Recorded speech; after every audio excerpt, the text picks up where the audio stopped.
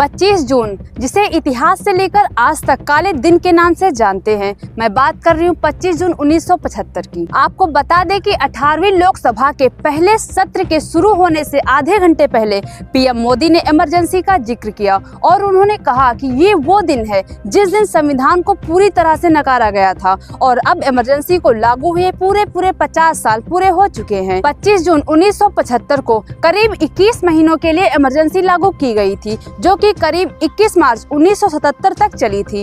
यह वो दौर था जब इंदिरा गांधी की सरकार की मनमानियों का दौर था। तत्कालीन राष्ट्रपति फखरुद्दीन अली अहमद ने संविधान के अनुच्छेद 352 के तहत केंद्र में इंदिरा गांधी की अगुवाई वाली कांग्रेस सरकार की सिफारिश पर तुरंत आपातकाल की घोषणा की थी। अब हम आपको बताते हैं कि अचानक आपातकाल की घोषणा क्यों की गई। वो समय था साल 1971 का, जब इंदिरा गांधी ने संयुक्त सोशलिस्ट पार्टी के उम्मीदवार राजनारायण को करारी शिकस्त दी थी।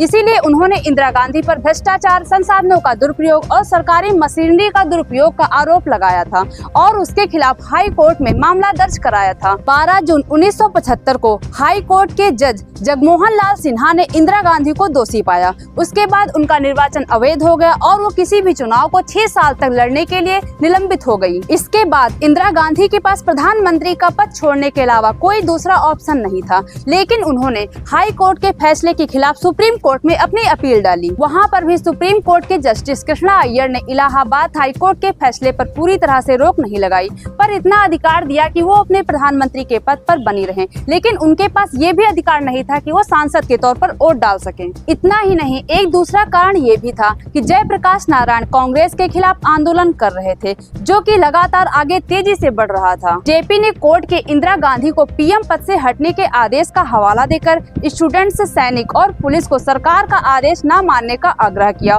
और इन सब चीजों से इंदिरा गांधी लगातार नाराज हो रही थी। इसीलिए उन्होंने बिना कैबिनेट के मीटिंग के ही आपातकाल लगाने की सिफारिश राष्ट्रपति से कर दी, जिस पर तत्कालीन राष्ट्रपति ने 25 और 26 जून की मध्य रात्रि को ही साइन कर दिए और उसी दिन पूरे देश में इमरजेंसी लागू हो गई। इसके बाद 21 मार्च 1977 को इमरजेंसी खत्म हुई। उसके बाद 1977 में ही भारत के छठे लोकसभा चुनाव हुए, जिसमें जनता ने गैर कांग्रेसी सरकार को चुनकर मान लो कांग्रेस के इमरजेंसी के टाइम हुए सारे जुल्मों का बदला एक साथ ले लिया। जनता ने कांग्रेस की सरकार को हराकर सत्ता की चाबी जनता पार्टी के हाथ में दे दी और उन्हीं की पार्टी से अलग हुए 81 साल के मोरारजी देसाई को पहला गैर कांग्रेसी प्रधानमंत्री बनाया गया। ये आजादी के 30 साल बाद पहली गैर कांग्रेसी सरकार थी और आपको ये भी बता दें कि वो ऐसा समय था जब कांग्रेस खुद रायबरेली की सीट से हार गई और 153 सीटों पर ही सिमट गई थी।